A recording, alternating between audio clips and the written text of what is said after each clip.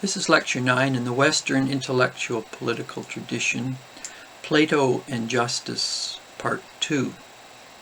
In your reading, we will mostly be staying with Plato's Republic, but it is important to recognize that the Republic is an earlier work of Plato, and hence not Plato at his mature best, but it's probably one of the best known of his works.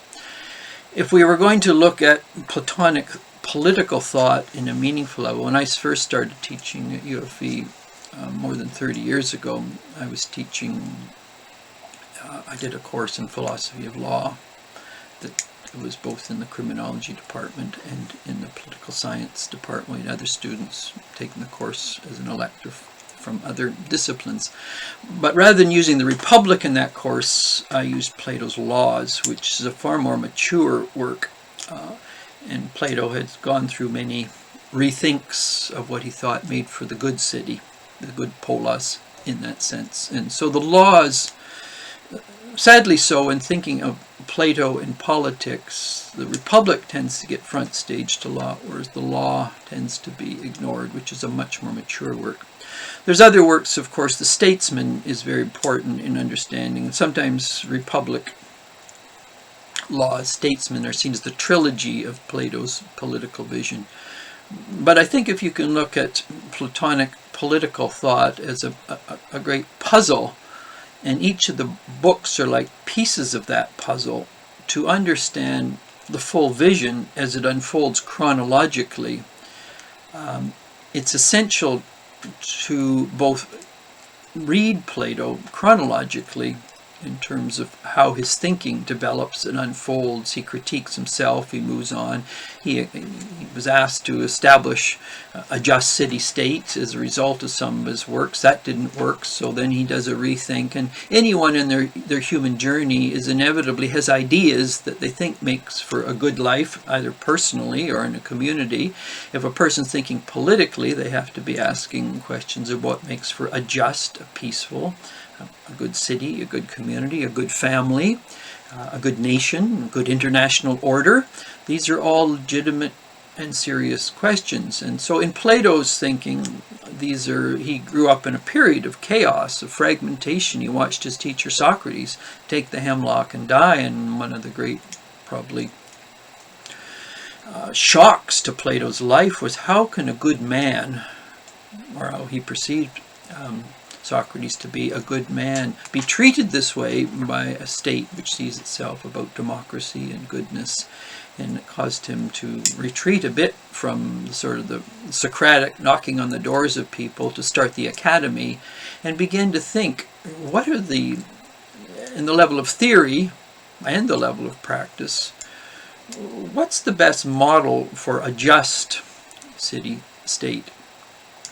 And I might add some of his other works, which are often not considered political works, but are very political, such as Gorgias or Symposium or Phaedrus, Lysias. These are all important works in terms of the pieces of the puzzle to understand Plato's political thought. And if people just take selective lines or books out of various Plato's thinking, they're going to come up with interpretations, if we do that with anyone for that matter, that distort or caricature someone's thinking. And so this has often happened to Plato. People will take a select book like the Republic and some of the things said in the Republic, and if that's what it's all about, this is really about state control, totalitarianism, authoritarianism. Well, that's an element of Plato, but there's far more to Plato, and Plato was always thinking through that and thinking different things about it. And certainly in the Laws, this whole notion of the logos and the nomos, or what is the ultimate and what is the ultimate structure of reality, and what's the relationship of that ultimate structure or the presence of that which is, and the relation to that of the nomos, or how does this city-state reflect the ultimate, which is not played out is in quite the same way, obviously, in the Republic or in others. So the Laws is Plato at a sophisticated best that is much more mature than the Republic, which doesn't mean you can't ask critical questions. Anyone should be asking critical questions about any political philosopher. And where was Aristotle and Plato in these sorts of questions?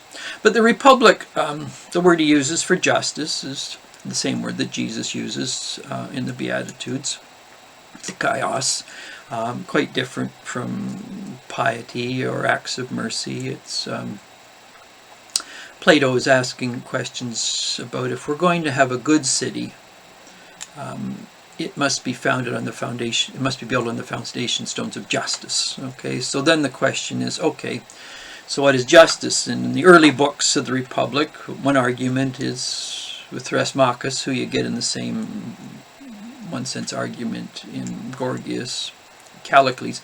Justice is defined by those who have the power to assert their will, those who have the strength, those who have the ability, and so if justice is equated with power, which you get in certain hawkish directions, where does that lead? And so Plato is reflecting on if justice equals power, what happens to the powerless in that sense? And when the powerful have the right to redefine justice, to make laws that serve their interests, what happens to those who are not as powerful? It's one argument. The other that Plato anticipates is justice is just a contractual theory, which you'll get later on. And John Locke will be picking up this in part 2 of this course in the winter semester. Locke's Second Treatise of Government and some of his other works, or Rousseau's Social Contract in that sense. So is justice only a contract that we put together, and the meaning of justice can change based on how we define justice in any relative way? And Plato's trying to argue this is a problematic use, and he's dealing with the sophist to some degree of his time, who says that truth and justice, these are just conventions. We invent them to serve our time, and they can change. One of the leading sophists was Antiphon. Antiphon is just a Greek word, anti-voice. So Antiphon, who you'll get, it's interesting too that the Republic begins with Cephalus, who's one of the Cephalus, just a Greek word for head, who has a conventional view of justice, not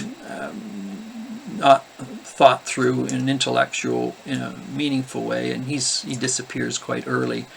And so the first few books in the Republic, Plato, via Socrates, is trying to think through, and many of the ideas of justice we have today, contractual, justice equals power. We just have to look across the border to see how some of that is being played out as we enter into presidential elections, and he or she who can rhetorically do their flame throwing, they're the ones who should be elected. Who's ever the most melodramatic or theatrical, whoever manipulates the media to serve their interests, they're the stronger ones. They've got the money, they know how to use media to serve their interest. Plato is very concerned with this sort of notion of justice, as well as contractual theory. And so the question he's trying to get at in the Republic is beyond sophist relativizing contractual theory, justice is power.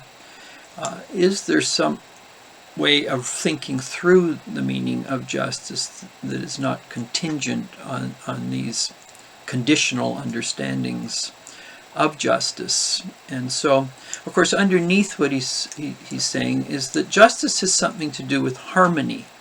He'll use the analogy, he'll move into it in a few books after the first three. He uses the analogy of the human body, or the body politic, in that sense, and I'll come back to that in a second.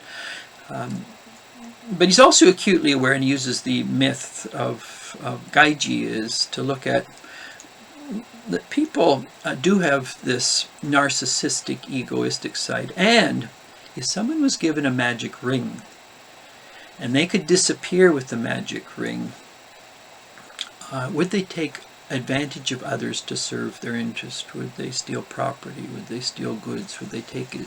Would they use their hiddenness, their concealment, to get what they want? And he points out, yes, there is this tendency of people, if they were given the opportunity, they will exercise their narcissism. If no one's going to see what they're doing, they will steal. They'll make a variety of decisions in life that if there's no consequences for their action, of course, one way of defining justice is that it's a reward punishment. If I do something which is inappropriate, there's negative consequences. If I do something that's positive, there's positive consequences.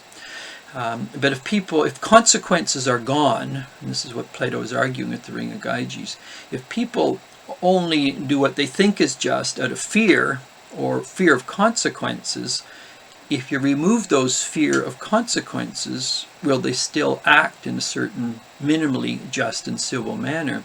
And Plato is arguing, put the Ring of Gyges on them, and if there's no consequences for their actions, they will probably indulge a variety of questionable desires. And so this is one of the issues that Plato raises, is that what puts brakes on people's decisions, knowing that if they make certain decisions, they're going to have to live with certain consequences. Now, some people, obviously certain forms of crime and criminals, don't think consequences. But many people do think consequences. I don't want to live with that consequences, but give them the ring in that sense. And see what they do when consequences are removed from them. Another point to note in the Republic is sometimes Plato is accused of being anti-literary, anti-arts.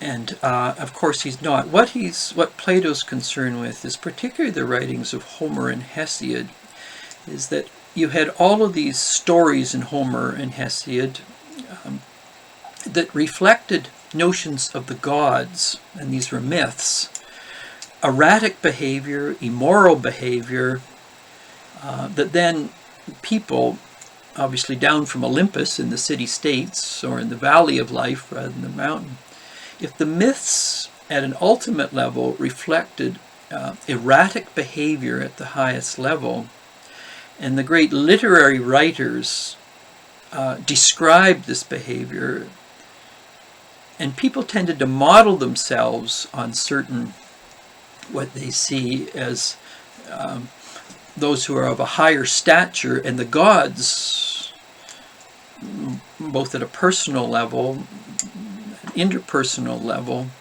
the wars between them. This is what ultimate reality was like. Plato and many philosophers argue this is anthropomorphism. We essentially just project human nature on an ultimate screen. And so it seems to be Plato's concern with literature that went before him was the literature and the poetry and their classic epics of the Iliad and the Odyssey, described in their myths. And of course, Plato is not against myth. He's always spinning out a myth. He's always spinning out a theory. He's very concerned with discerning what is a good myth that leads to the good, the true, and the beautiful, and what are myths that legitimate, justify, indulge human behavior, and then human behavior can say, in this case, well, look at what my heroes did, or look at what the gods did, or look at what the people I admire did. And so Plato's trying to, in the Republic, articulate an understanding of literature that is problematic, which doesn't mean he's against literature. He's not against the arts. He's not against myth in any way. But anything has two sides. There's always the counterfeit of the real. Where there's smoke, there's fire. And so Plato is trying to discern in the Republic, what are the stories that should be told people in families? What should be read privately? How should education, paideia, offer people myths, good stories of women and men, of the prophets and prophetesses, who lived noble lives, who lived lives with integrity, or as I mentioned before, arete, women and men of character, the Cassandras who spoke the truth yet were persecuted, the Tiresiases that lived prophetic lives. Who were these people? And so it's no different in that sense when we look at modern literature, popular movies today. As I mentioned in some of my other lectures, you look at say, Lord of the Rings, or the popularity of Harry Potter, or Star Wars, or Dune is coming out this autumn. I mean, what you have is you have heroic figures, some that can go bad, they live with the consequences. Some start down a certain path, they see where it's going, they return. And others which are people in these epic stories like the Harry Potter and Friends, the Aragorn, the Hobbits, Gandalf. Wizards can go bad, elves can go bad, they become orcs. There's always these tensions, and so great works of literature can look how even the good can be tempted towards darkness or shadow. And so Plato's very interested in politics then. I mean, you can have formal political ideologies by which, at the level of theory at least, a just gate can exist. But what are the stories that are back of all of those that have to be read, reread, inwardly digested, used as myths for the formation of souls, not only personally, but in the oikos, the home, in the polos, the city, by which people are formed and shaped into being thoughtful citizens, wise citizens, just citizens, courageous citizens, these virtues, unlike the vices which can come along. And so to understand Plato's concern with certain elements of poetry. Now, of course, some of the great tragedians he would also have been very interested in, because, of course, in all the great tragedies of Aeschylus and Sophocles and Euripides, each of the figures in these tragedies had a tragic flaw. And until a person is acutely aware enough of their weakness, their Achilles heel, in that sense, their tragic flaw, often that tragic flaw will come and haunt them and meet with them, lead again and again in their life journey, and can lead to their own sad end or dimming of what they could have been as people. Often we discover in life's journey the choices a person makes or doesn't make based on their tragic flaw, or their flaws in that sense, or their weaknesses, or their undealt with, their inability to look at deeper places themselves. Those play themselves out in their 30s, 40s, 50s, and 60s. And this is why Plato is wanting stories to be told early of these women and men, those who faced into their tragic flaws again and again, struggled with them, the agon, again we're at, those who didn't face into their tragic flaws and the consequences. And of course you get this in Shakespeare as well, a Hamlet, a Macbeth, or a King Lear, all their tragic flaws that were not faced into, and hence their end, their telos, as it were, versus if they had looked at those places early, where it would lead. So before we get into Plato in that sense, in a fuller discussion of justice in the Republic, and as I mentioned earlier, there's far more important works than the Republic in Plato's archive of political thought. Important to understand the role of myth and story and literature in that sense, even his critique of a certain type of theology as well, particularly a theology which is populist theology, anthropomorphic theology, which projected essentially human tendencies onto the screen of the ultimate gods, whether Zeus and Hera. Well, you can go through all of them really in the Greek mythic tradition. And so if citizens do not have good inspirational models to live by, which are built on the virtues, as I mentioned, there are the four classical virtues, and then there are, of course, the three, what Christianity picks up on, the three theological virtues, faith, hope, and charity. And each of those have their distortions as well, which we'll come to when we get to Christianity itself. The seven virtues, and each virtue has its shadow and vices on both sides in terms of how does one live a meaningful and authentic life, and what are the distortions of that. So when we get to Plato and justice, important to note many of the theories of politics we have today, whether it's justice as power, justice as contract, justice as following rules, and the reason people follow rules, if they don't, then consequences while put on the Gaiji's ring in that sense. And perhaps just last to note the theme of which ties into his understanding of myth and story. What are stories worth hearing? What are myths worth hearing? What are ones that distort reality? Is his notion of the metals, the gold, the silver, obviously bronze, copper. As it, who are those women and men who are gold? They should be the guardians. Who are those who are silver and bronze, copper, and clay? And the myths and the myth of the metals of human soul and the myths of the stories are very important as a backdrop to understand the details of the Republic itself, which elements of it, in terms of some of the accidental elements or some of the particular aspects, people can say, well, that's questionable. But the underlying principles of what Plato's trying to get at in terms of the substance, and as we go through different books of the Republic, some of the issues that come up we would obviously find today highly problematic. And so the danger is to dismiss some of the suggestions, and in doing so you miss the substance of what Plato's going at. We want to key in on the substance of Plato's thinking, not the accidents, which are obviously can be dismissed by understanding the principles of the substance itself. And so as we move along then in Republic, I'm going to be shuttling back and forth between that, laws, statesmen, and others, just hopefully to give you a better sense of what Plato is up to and its relevance for us today, which is important, because the danger, if we don't look at the relevance of a certain thinker, we just studied them in the past as an antiquarian study or sort of intellectual archaeology.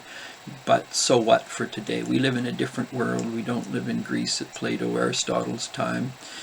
We live in 21st century, in this case North America, Europe, or the broader global scene itself. We live with culture wars that would Plato have understood, and so we want to, as a move, shuttling before back and forth, and those who only know the present but not the past, they inevitably are fated to make the same mistakes again and again and again. Those who only know the past but don't articulate what it means for the present, they're essentially retreating into their own private little worlds rather than facing into the challenges of a Plato or an Aristotle would encourage one and all of us to do. And then, of course, what is the relationship in classical political philosophy between theory, theoria, and praxis? We should get a word practical in that sense. What's the relationship between thought and practice and thought? There are many people, and this is always a danger at a university, who very engaged in intellectual pursuits, but when asked what's the practical relevance, they slip into paralysis, they can slip into cynicism, they can slip into impotence. And so the translating of meaningful thought into action, a certain type of intellectual can become intellectually impotent and not know how to do that. On the other hand, there's activists who don't think deeply about issues, and good political philosophy always weds. It's the two arms of thought and practice, practice and thought. It's the legs of thought and practice, practice and thought. And so in Plato, these two come together. Just perhaps the last thing, the dialogue in Republic. Plato, this is about, Plato is not articulating dogmatic and final answers. It's always done dialogically. And so the two extremes always of the danger of politics is sheer relativism, the sophists. There is no answer, and so it becomes the certainty of uncertainty. The other is you get a form of ideology that sees itself as offering all the answers to the human tragic, the huge human dilemma. Plato walks in this middle way between dialogos, and dialogos is a very important political, and this is why most of his works are dialogical, through the logos, through a listening attentiveness between people, which wards off on the one hand a dogmatic ideology, and on the other hand a dogmatic agnosticism or cynicism. Both are dogmatic, both lack flexibility, both lack attentiveness, both lack the ability to gaze into the other, the community, and listen the Logos in that sense. And so this very method that Plato uses is a dialogical method, which is very important in our time of culture wars, where people often don't listen to one another. And if Plato offers nothing else in the midst of the culture wars, it's the dialogos, through a listening and attentiveness, where two sides differ, are both willing to recognize they see through a glass darkly, and they need one another to see, to hear, to move forward the polis in a just and meaningful manner.